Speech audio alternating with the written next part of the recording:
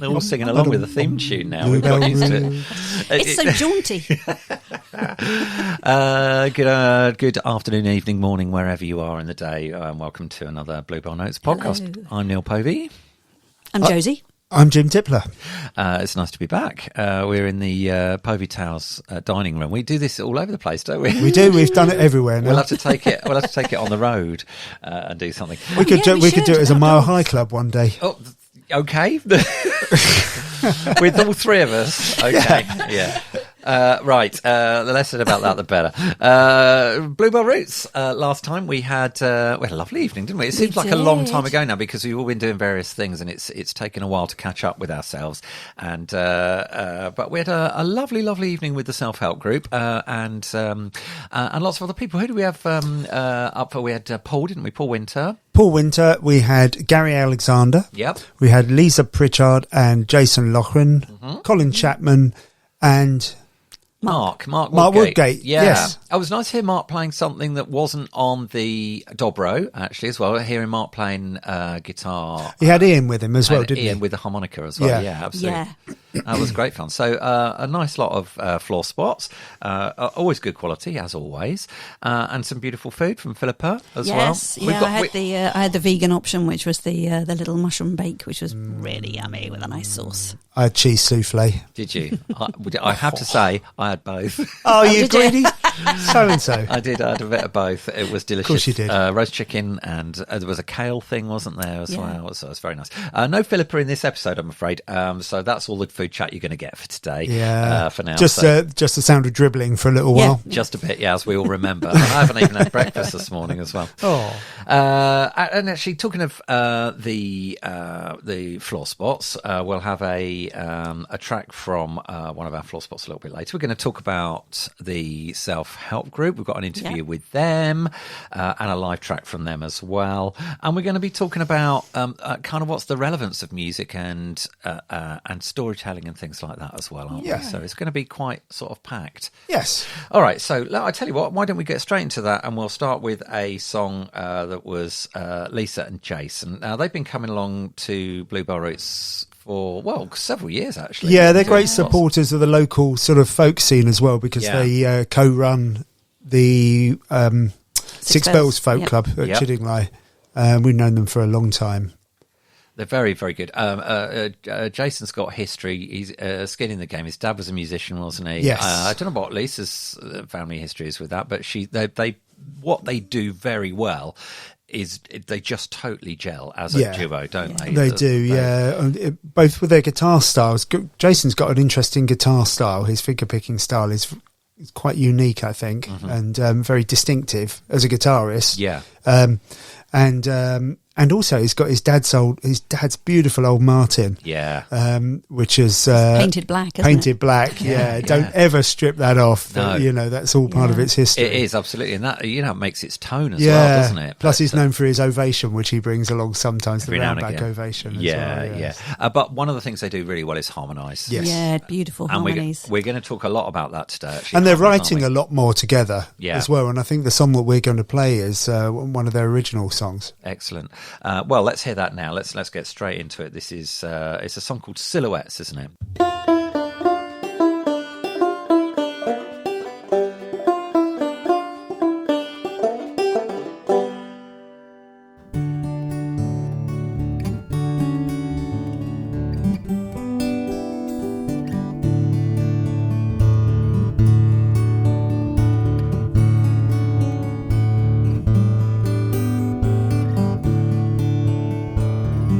Standing in a place remote to the sound of the last gun's final round.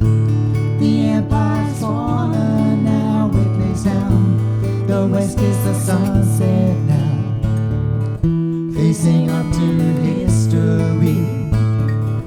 We're not where we want to be, forced to change so we can see silhouettes of the kings and queens.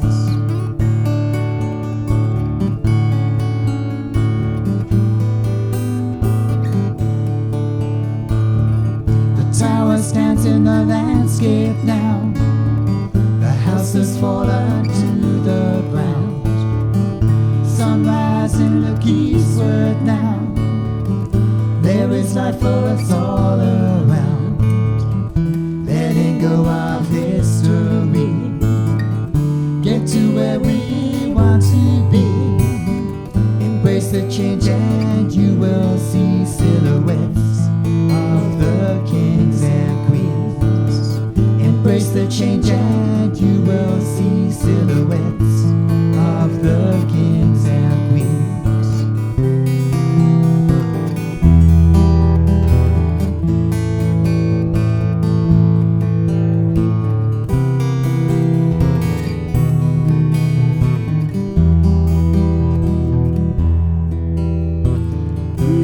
You take your gods and then you can show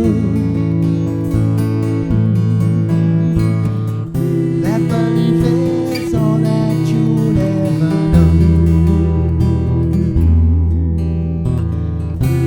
I take the sun and the moon and say no. Believe in nothing and then you will go. Living your life for once just now.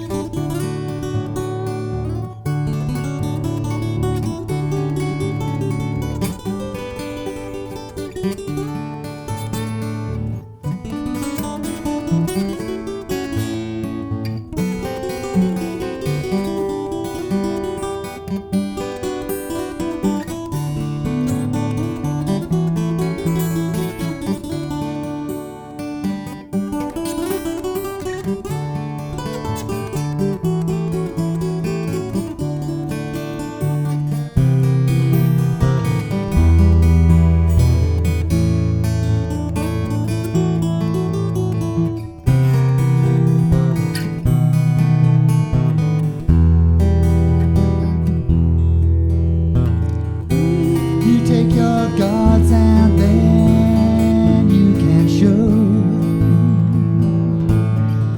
that belief is all that you'll ever know. But I take the sun and the moon and say no. Believe in nothing and then you will go. Living your life for once just now.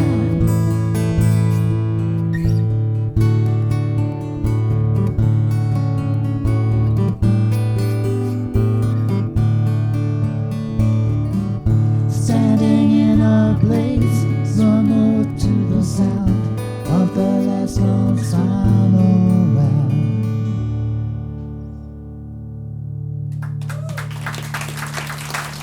Thank you very much.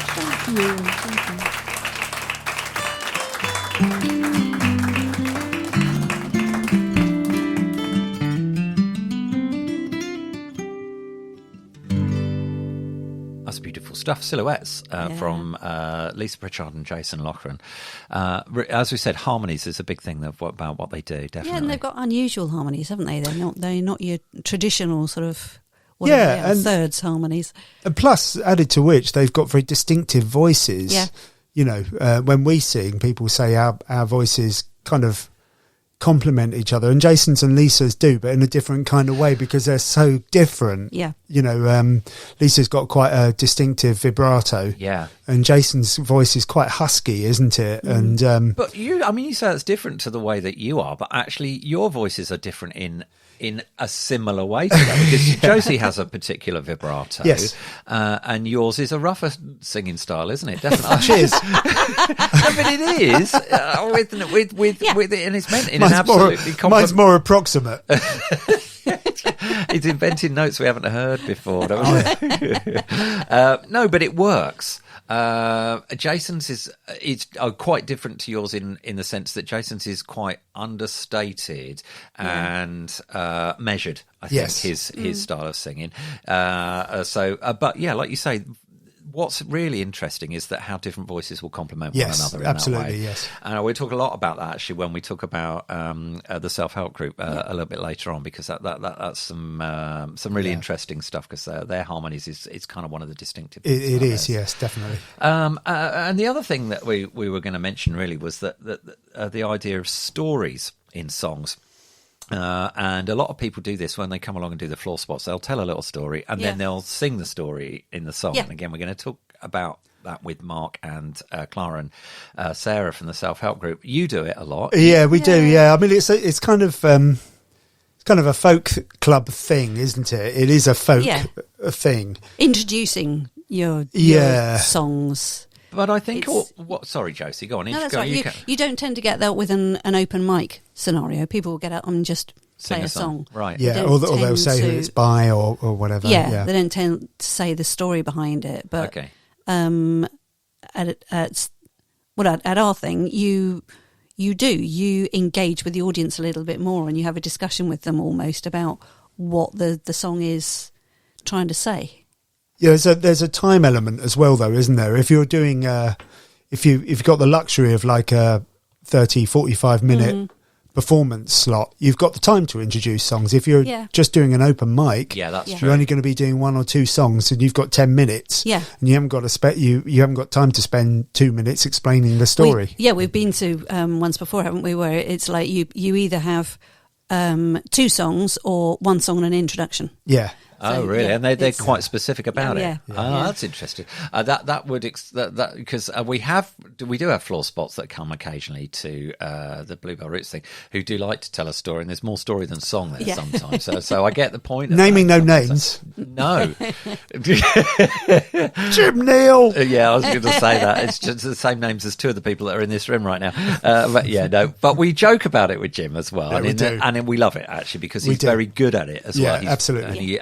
And it's absolutely relevant, and I think that's what I think the relevance of it is what's really important. Go on, Jim. One of our first gigs was opening for Martin Carthy. Oh my word! One of his we're big fans of Martin Carthy. He's a lovely, lovely man. Yeah. But people who haven't been to see him before aren't really prepared for the amount of storytelling and retuning that's involved. Yeah. But he'll tell the story of the song and then do the song, and the song is basically telling the story of the song again. Exactly. But it's brilliant. It is, yeah.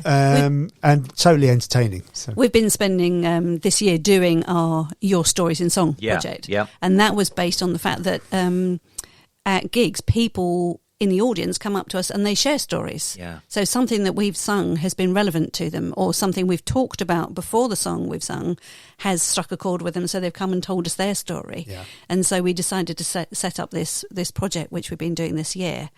And there's all sorts of things, but we were talking about the fact earlier that songs can be social commentary. Yeah, absolutely. I think it's the point of of relevance, isn't it? And that's where the stories connect with people, because people can identify something in that story. And we'll talk a little bit about that with Mark in our chat with Mark about about what the stories really say. Sometimes the stories are a social commentary. Sometimes they're just about being human. Sometimes they're something else as well. But they're important, and they're about communicating between the performer and the audience, and making that link. And that's one of the privileges of having a gig like we do, in the sense you can talk to the audience in that sort of situation as well. But the social commentary side of it is definitely quite interesting. And again, going back to typically folky stuff, which is not what Bluebell Roots is all about, because it's actually much, much broader than that. But the idea that songs comment on certain situations at certain times, so they're almost there's a sort of form of living history going on, and passing on stories. But it's also about, like you say, commentary. Your brother Bob has recently been involved in the America Ground project, hasn't he? Which is was a musical project. Yes, that's right. Yeah, and it was set in Hastings, he's always been interested in that little area of Hastings called the America Ground, and he had a business there at one point. And he came up with the idea of I'm not sure if he came up with the idea of the musical or if John, his co-writer, came up with it. But I think it was Bob came up with the idea. But anyway, the America Ground was an area of Hastings that appeared after a series of big storms. Yep. Shingle washed up on the beach and created this whole new sort of land. People moved in, started building dwellings, starting businesses, just doing the stuff that people do. And then, of course,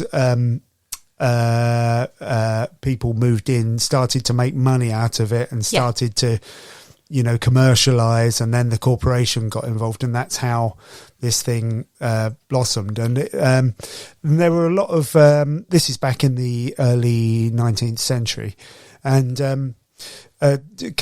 very long story short, Bob realised that there are a lot of parallels with society today and a lot of society's problems with regards to the housing crisis in specifically particular.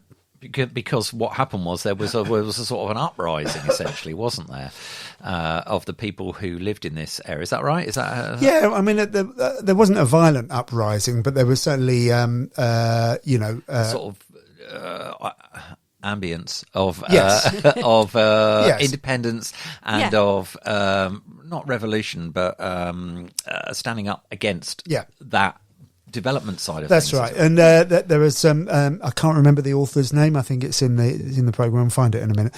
But there's a very good book that was written about the history of this. The people who moved in kind of declared it as an independent kind of area, and in order to, I guess, essentially in order to evade taxing at the time, taxation. Yeah. Well, they were living there rent-free because it was land that wasn't owned by anybody. Wasn't owned by anybody. It had just been thrown up by the sea. And of course, somebody who wanted to make some money wanted to go in there and say, right, we can exploit decided, this. It belongs to us. Yeah, but the songs were, going back to the songs side of it, what Bob had managed to achieve was making them totally relevant to today, but placing them in this sort of fictitious early 19th century bawdy music hall folky setting, which was just brilliant. And it was made more authentic because the cast were 90%, certainly the chorus, were all locals, locals of Hastings, so they could all totally identify with the issues that were raised. And it wasn't just housing. One of the other issues was water quality and the actions of the local water authority. And because Hastings town centre has flooded on many occasions, there are loads of worries over the quality of the seawater and bathing. Yeah. And all these issues were raised brilliantly, and I know I'm a bit biased because he's my brother, but they were really brilliantly and they've released an album of the songs now, haven't they? And they've got the t-shirts available, hoping to put it on somewhere else, so they need to find another venue. And again, one of the other relevant things to today was, I'm just going to say it, small boats. Stop the boats has been a thing that we've had politically, obviously, recently when the Tory government was still in, and it became a talking point. The stop the boats was that they were very fond since COVID of their 3-word phrases. But stop the boats became a thing, and then small boats obviously is a song that then became sort of part of this. Well, that's link kind between the past. Yeah, that was kind of our connection, Milton Hyde's connection with it, because we'd been Bob had commissioned us to write a couple of songs, one of which was included in the show, and that was Small Boats, and the relevance of that song wasn't directly to do with immigrants into this country. It was more to do with just migration in general and leaving your home, a place that you see, about escaping, wasn't it? That's what the storyline was. Somebody escaping in a small boat.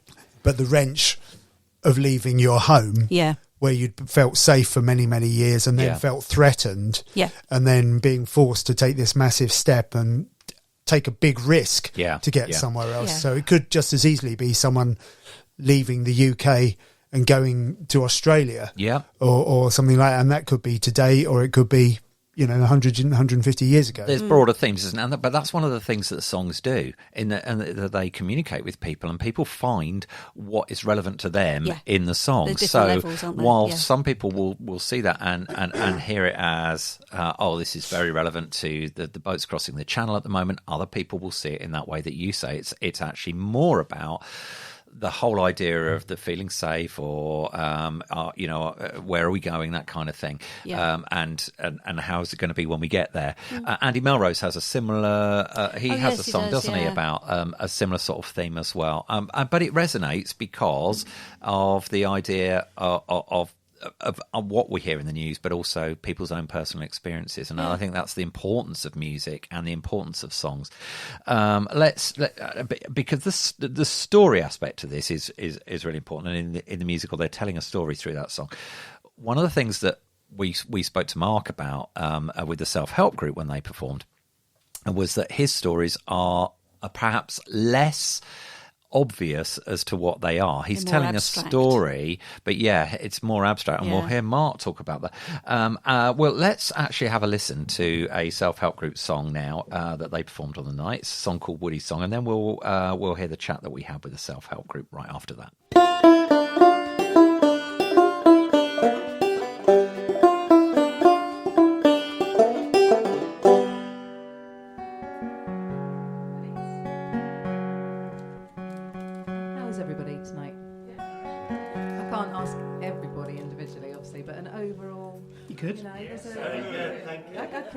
You could if you cared. There's not that many there. That's not fair. I care. It's a nice atmosphere. It's a song about Woody Guthrie and the fact that the town that he lived in, at some point in history, he wasn't really very well thought of. So his house was bulldozed at some point, and but some clever sausage kept all the bits of his house, and then when he became popular again, they got them all out of this shed and put them all back together again, and turned it into a little tourist attraction. So good thinking to save the pieces, though, isn't it? okay, this is called Woody's Song.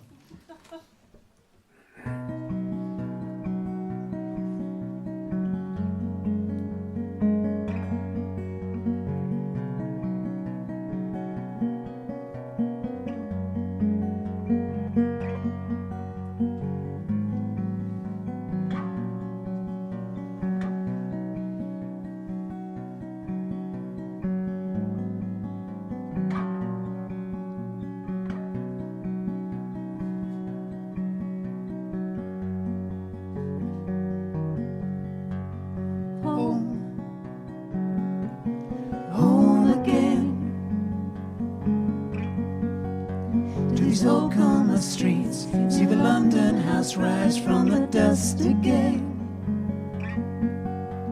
See Guthrie Green, where they dance and they sing, in this town where they once turned their back on me. Fall at your feet.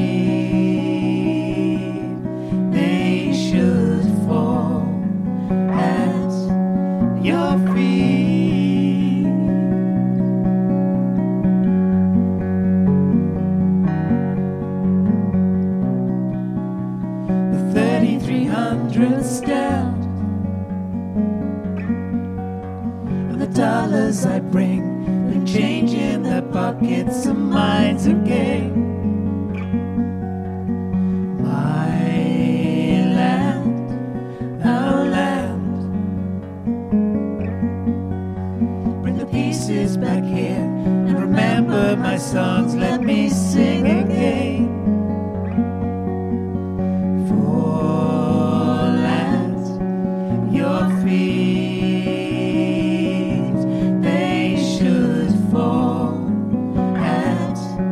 Your feet.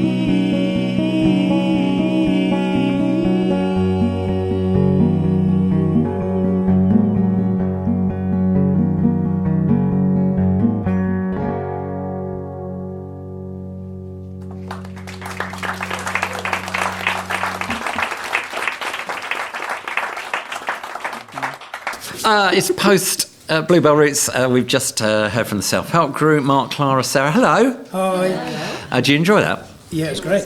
So, what's going on? I mean, you're sort of 3 albums in, and what's happening for you at the moment? We are just doing everything slowly, as we always do. It's a slow affair. I suppose we've written 3 new songs since the last album. What about performing live? Because obviously you're doing this, and you get out and about. I know you've done some festival stuff in the summer. Yeah, I think we've only got one more in the pipeline at the moment. There's a nice folk festival in Hurstpierpoint. Yeah. We played that last year. When's that? November? Was it the 23rd? Saturday 23rd. Saturday 23rd. Particular venue? The New Inn. The New Inn in Hurstpierpoint. Yeah. Excellent stuff. When I saw you at Folklore Rooms, it was a brilliant gig. But I think you went through the gig without saying what the songs were about. Was that a conscious decision? Because you explained the stories behind the songs here. I don't know. Maybe we had quite a lot of stuff we wanted to play. Yeah. I think that's probably the case. Yeah, and you've got to get through it, haven't you? Yeah, I think maybe we had like a huge chunk of tracks that we wanted to play. Yeah. So maybe we hadn't played for a while. Well, they're so it interesting, aren't they? add They are something. fascinating stories. Yeah, and you don't necessarily get the story from the song itself, Not do you? at Because all. it's got a bit more abstract from what the original story was. Well, Neil, didn't you and Sharon used to have little bets about what? I'm pleased to know what the Woody song is about now because I haven't been able to Really? remember. So thank you. Woody Guthrie one, yeah. That's, Oh, that's a beautiful song. I love that. Yeah, well, it's I can't because I don't do it in a way. If the song's about a bloke called Bob who goes and does something, I don't sing Bob. yeah. He went and did something. I kind of prefer to just use that as a jump off point, and then I'd kind of then just go more like the emotion of what the story is, and it's quite the lyrics are reasonably abstract, which is quite strange, but that sort of allows us to sort of I get quite emotional with some of the songs, even though they're not about me, but it's just kind of because you're tapping into something. Well, a lot of the songs are about people's passions, aren't they, in themselves, and that's a thing you can get behind anyway, isn't it? Yeah. In quite a big way. Yeah. And they can be really weird. Yeah. But it's just the fact that someone's passionate about something is really engaging in its own. Yeah. In itself, isn't there's it? a lot about odd obsession. Coming back to that idea about people's obsessions, actually, something maybe, I don't know whether you thought of it this way, but the songs are in some way about the human condition, about it's just about what makes us human. Does that ring true? Yeah, very much so, but it's not done on purpose. It's not something I think about. I need to do that. It's just It must be what you're drawn to. Yeah, it's just what I'm drawn to. Yeah. So it's I know the stories when I see them. Yeah. Yeah. People send me stuff, and sometimes I'm like, "Yep, that's one." Yeah. Quite often people send me stuff and I say, "Yeah, I know that one," and sometimes it's just kind of like, and it hasn't got any it's just not mileage. quite- Yeah, fair enough. So getting stuff together for a new album at some point, then in that case, knowing us, that's probably about another 3 or 4 years. 3 or 4 years ago. We write stuff and we try stuff out, and we've got 3 new songs at the moment. They may be long gone by the time we do an album. It just depends on how. But you're such a prolific writer. You'll go through so many songs. Well, I am when I have time. Yes, but I mean, you tend to make time. Can we talk about the harmonies? Do you work the harmonies together, or does someone it all depends. come up with it them? all depends really on how far down the line we are. I mean, the girls are massively involved in that, but sometimes if I'm a long way down the line with recording and demoing stuff, it will come and it will have 3 or 4 harmonies under there, and the girls. Do you hear the harmonies in your head when you write the songs?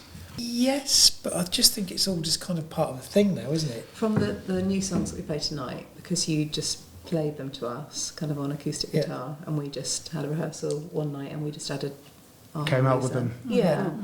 To a large degree, I think that took a while actually. Yeah. I think to start with, you felt that you wanted to sort of direct them. I don't know if that's true. Well, no, I mean, I just think it's just it becomes natural. What where it's going to sit to a large degree. That I don't write all of the bass lines. I write some of the bass lines. Again, depending on how far down the track we are. Yeah. But I think everyone's kind of been in the band long enough now that they know what a It's part good. needs to be to Yeah. sort of complement the song. It's quite natural now for people to know what it should sound like within reason. And the other thing about that is, of course, you don't just do harmonies to like a chorus and a backing.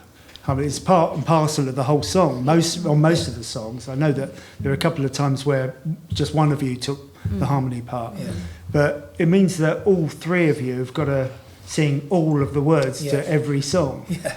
So that's it's quite an undertaking for like three. It's quite a lot of person hours to put into each. So there were a couple of people that sort of said, getting in sync with kind of like the way you pronounce words and everything. But I think that sort of comes naturally. Well, I think that's come from kind of a decade of you know, and you naturally It becomes intuitive, doesn't it? Yeah, and also we help each other out as well. Yeah. If there's three people singing and you've forgotten the first word of the next thing, it's quite you've got a 66% chance that someone else is going to give you a little. Yeah, it doesn't work with us when it's like your wife or your husband like giving you daggers. Idiot, you've forgotten the words again. I think it's quite evident actually on the production of the albums that what you probably intend that to be an ensemble thing. The vocal is not just one person with backing vocals. It is a full-on three-part harmony thing. It's almost like three melodies, isn't it? Actually, well, it is three melodies, obviously, because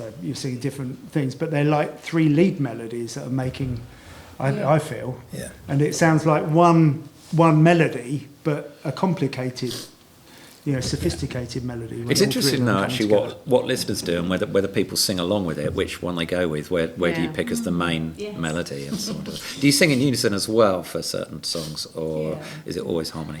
We don't do a lot of that. No. For the bus, the verse is all in unison. Is it? But then it breaks away. You never know. I've talked to you about this quite a lot before, because I remember talking to you with that first album and talking about strange timings and 5s and 7s and things like that. And I was like, do you plan? And you go, I don't know, didn't plan it like that. It's just the way it came out. It's obviously not something that you necessarily pay attention to. It's just you play it, and that's how it is. I've got no musical training at all, so I don't really know what I'm doing. But you know what it is that you want to play, and you play it like that. So that's the way it goes. And I think the timings of all the stuff just comes from what you've listened to over the years and what you feel is, And I used to listen to a lot of funk and soul and stuff, so a lot of my timings come in. It just seems completely natural to me, but other people will listen and go, that's really not. It's like a folky. Ian's often got really strong ideas, hasn't he? Who's that, sorry? Ian bass player. Oh, okay, so he's more musically kind of trained, as it were, is not he? In the slightest. Oh, okay. I mean, because having met him... No, but him and the... He's got strong ideas about about bass lines and that. Obviously, he's a bass player, but about drums as well, isn't he? Like often you and him will have a little discussion about that. Yeah. Awesome. If people want to find out more, want to hear more music as well, hopefully we'll have a live track on this recording as well. Where can people go to listen, buy CDs and so on? Bandcamp's the best one for us. Yeah, especially on that Friday once a month. Are they still doing that? Yeah. Excellent. Yeah. I mean, we are elsewhere, but Bandcamp's... We used to have a big box of self-help group CDs. Did you? Did you get left behind after a gig or something? Yeah. I'll be honest with you. I'll be honest, Jim, most people have got big boxes. There's houses all over Sussex, brand new houses with the foundations and mostly self-help CDs. Ours is actually worn out. We had to buy a second copy, didn't we, because it got scratched. Brilliant. So bandcamp.com/the self-help group or self-help group. Something like that. Yeah, okay, brilliant stuff. Mark, Clara, Sarah, thanks for coming along to Bluebell Notes tonight. Thanks for staying afterwards to chat as well. Thanks a lot. Cheers.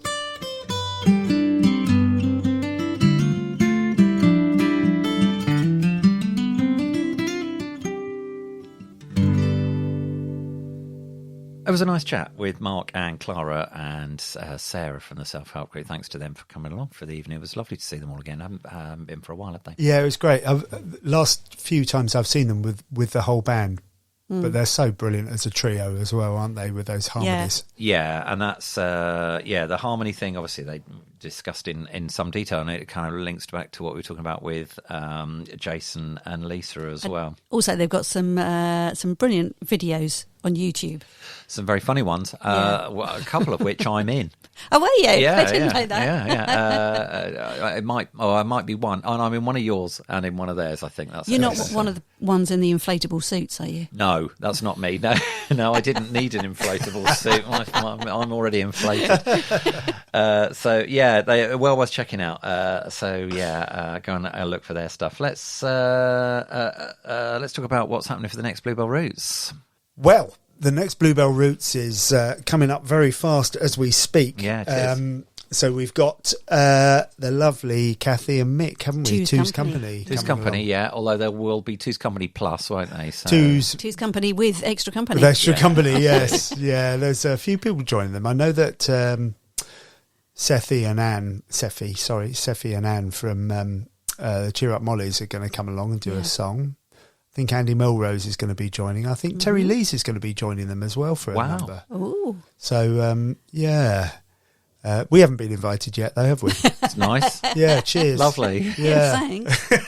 We gave them their break. Yeah. No, I'm really looking forward to it. Fortunately, nobody invites me on stage to sing with us, so that would be a dreadful idea. It was lovely to see them. They came to our 60th gig, didn't they, down at the Grove?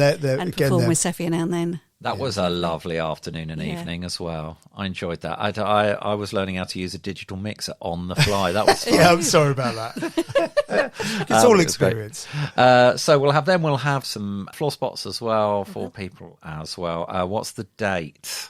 I knew you were going to say that. 27th of October I've got in mind. Don't know. I'm going to open my phone and have a look. Yeah, it is 27th. Right. So Sunday was the 20th. Yeah. Sunday the 27th. You don't even need to check it. That's even if I've managed to get this podcast out and edited before it's happened. If that hasn't happened, then don't come. So let's do that bit again. What date? So remind me, what date was it on was Sunday? it? We're talking the year 2024 as well, aren't we? Yeah, that's true. Yes. So lots to look forward to, basically. So if you have enjoyed listening to us rambling and about all sort of nonsensy things, then subscribe to the podcast. I don't know if you can subscribe yet because of where we've got it. I think you can follow us on Mixcloud, mixcloud.com/Bluebell Notes. So you'll see us in your feed. You know, I don't think my shrug came across in the microwave, in the microphone. Then in the microphone. Yeah, we need like a shrug sound. Yeah. We do need to. I've got some sound effects built into this little recorder here somewhere that I could use. But yeah, okay. Thank you for listening. Thank you for taking the time to download it or do whatever you did to listen to it. And we'll see you for the next one in. I don't know. It might be in 2 weeks' time. If we're see you soon.